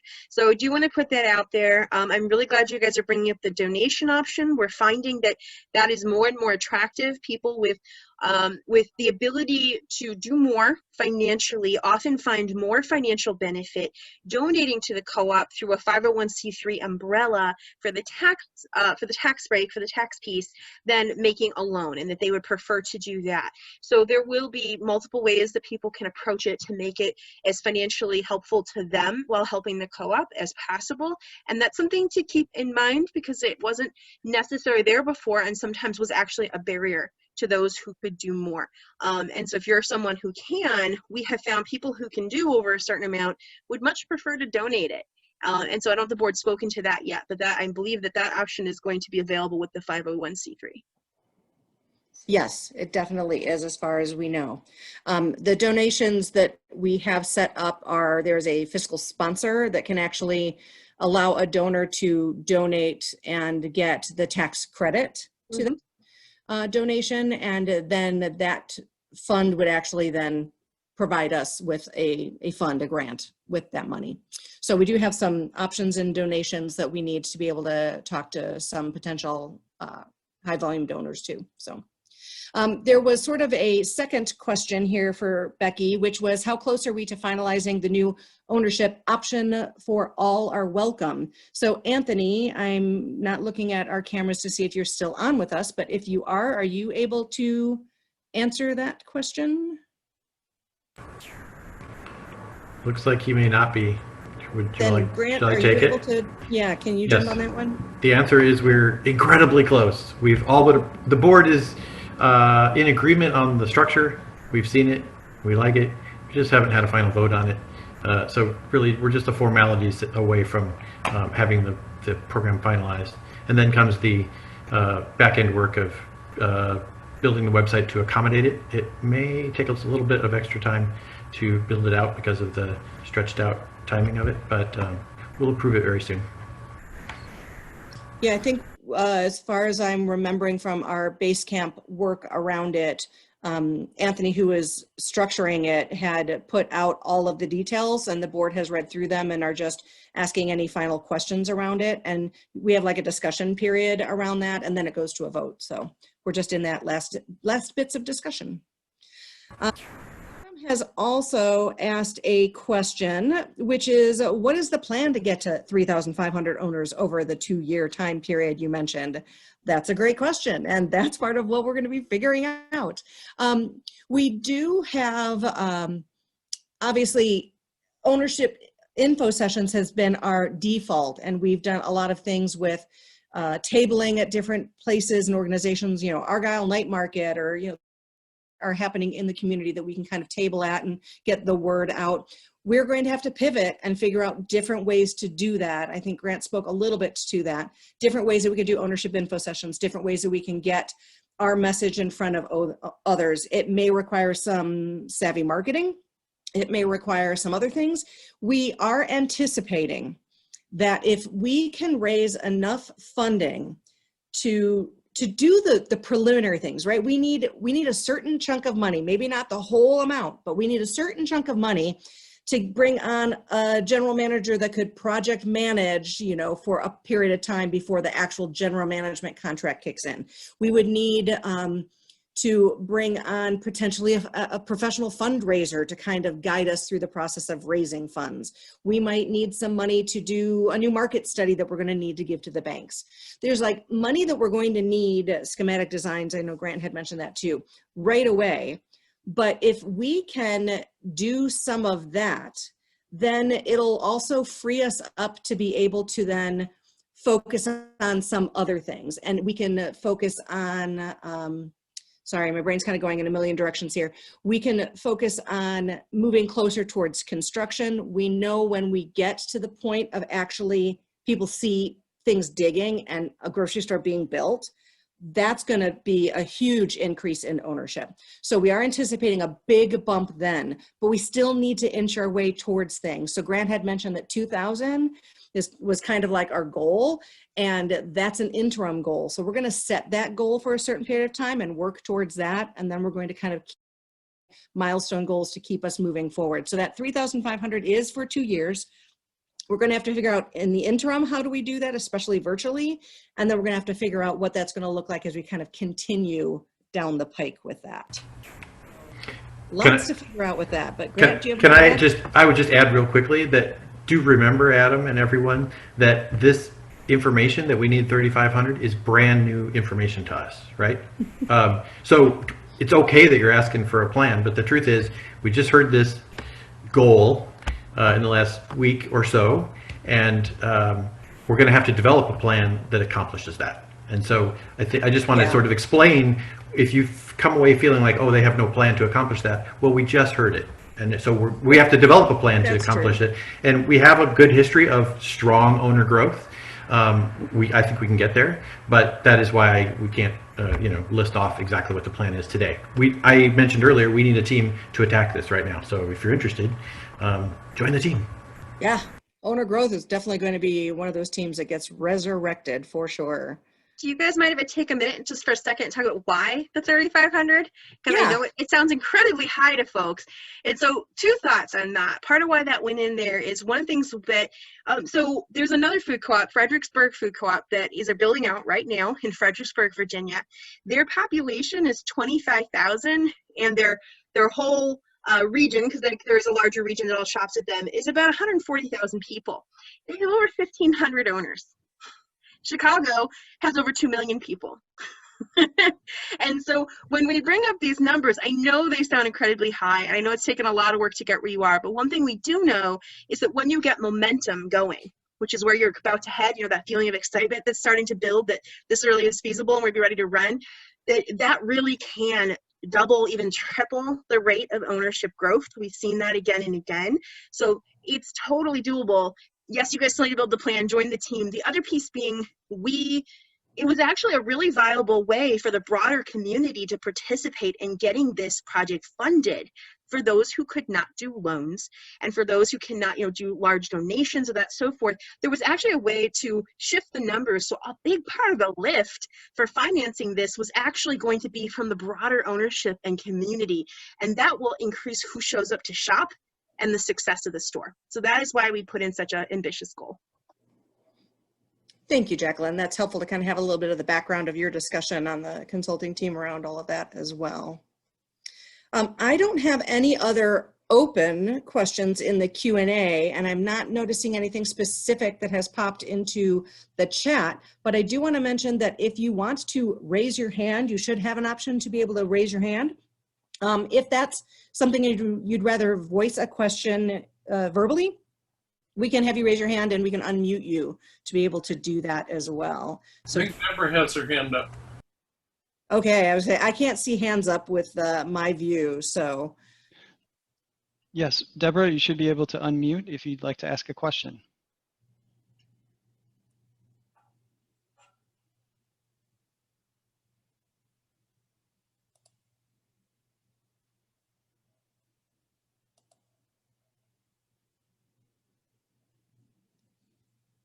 So Deborah, we do have you up on our screens now, but I think you have to do the unmuting on your end with the way Zoom has sort of privacy standards around that.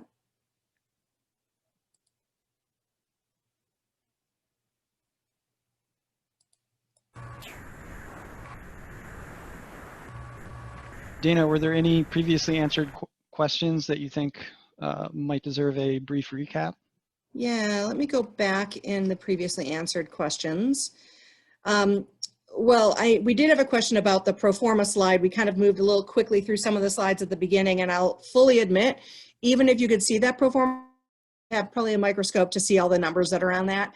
So when Sophia was speaking to the pro forma and some of that other budgeting information, that is all in the report, and that is definitely something that we will be putting back to owners' possession, so you guys will be able to look at the report. There's a few things currently in the report related to CTA negotiation content that we can't release quite yet. So what we're looking at is, do we just maybe redact some of that and get out to you right away? So here's the slide back up. Thank you, James, for bringing that back up for us. Again, it's just a snapshot of part of the pro forma. The pro forma has a lot more to it than what you could just see on the screen here. But we will definitely make sure that owners are all able to see the pro forma in full, see all of the budgeting, see the labor cost the details that we just did high level because we really couldn't dig in that deep to all of it. The other thing that was on here was, are we going to be paying rent for 2 years to the CTA before we open, if we're going to be building and going through this momentum to get us to that opening date? And that is part of our CTA negotiations as well. So we don't have final answers on all of that, but we certainly anticipate to not be having to pay rent until set period in the lease, which is similar to the current lease that we're in right now. When we sign a new lease, we will be looking at a very similar structure to that. So that is something that we are also looking at. That was a previously answered question. Becky also asked a question around the GM search, and she had said, are we planning to poach a GM from another co-op, or are we considering other retail backgrounds? And how confident are we that we can afford to pay a GM salary for quite a while before we open? One of the amazing things about the pro forma and the work that Jacqueline and the team has done related to that is they factored in a lot of that information.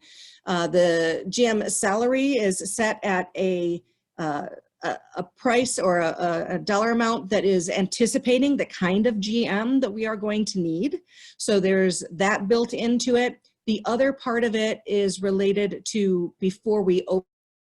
There may be some opportunities for us to do kind of more of a project management role for the person leading into an actual GM contract start date. We would love to have a GM in place about a year before we open. So we would be looking at that happening within the next, 6 months or something of that sort. But again, we would have to look at what does that look like right away? What does that look like before that moment or after that moment? Do we project manage or do part-time something for a period of time? So there's still a little number crunching for us to do around that, but we are confident that the pro forma has taken into account a lot of that information. And we just have to, again, first time that we're looking at a lot of the details on this week. So we want to dive in a little bit deeper, and that's part of our the debrief that we want to do with the consulting group. They're going to talk us through some details and allow us as board members, with our new board members, to ask a lot of questions related to that as we dig into some of those things. So we are confident that we will be able to pay a GM salary at some point in some way before we open, and then as we move towards that opening date. And as far as considering other retail backgrounds, our list was really, really specific, and co-ops are such a different animal than, say, a Whole Foods or an Aldi or a Trader Joe, that we're really looking for somebody that has a lot of co-op mindset and attitude and understanding. It's different to have owners that give you direction through a board of directors. That's like not what most store managers in other conventional stores are used to.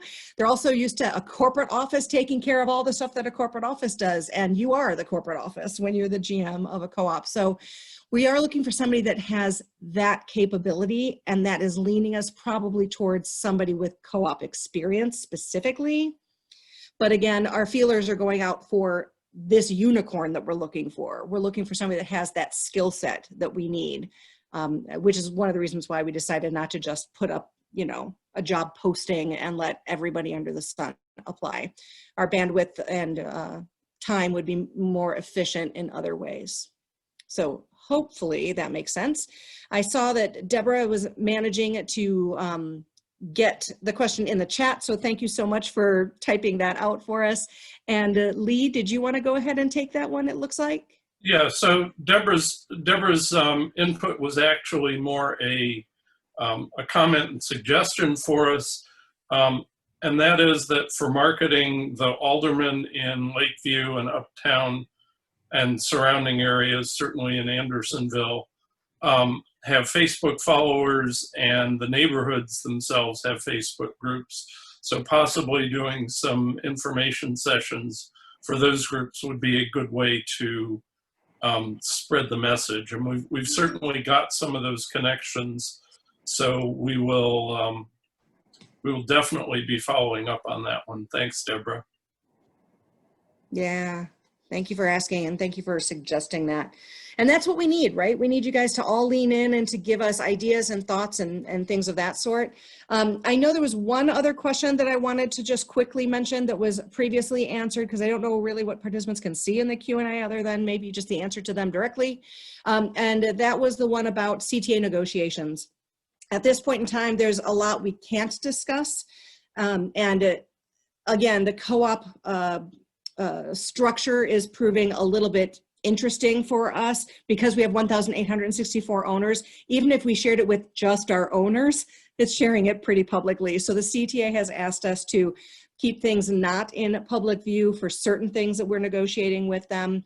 And that's simply just because of the wide breadth of ownership that we have at this point in time. When it comes to transparency, we will definitely let the owners know all of the things that we were able to kind of work out and why certain things were more important to us than others. But there's just this element of some of the negotiation steps that we would not be able to share at this point in time. So wanted to say that. I'm kind of keeping an eye on things, but I'm not seeing any other questions coming in, either in the Q&A or comments in the chat. So I've got some reminders that I want to take the last minute or so to kind of go through. Reminders of the steps of voting.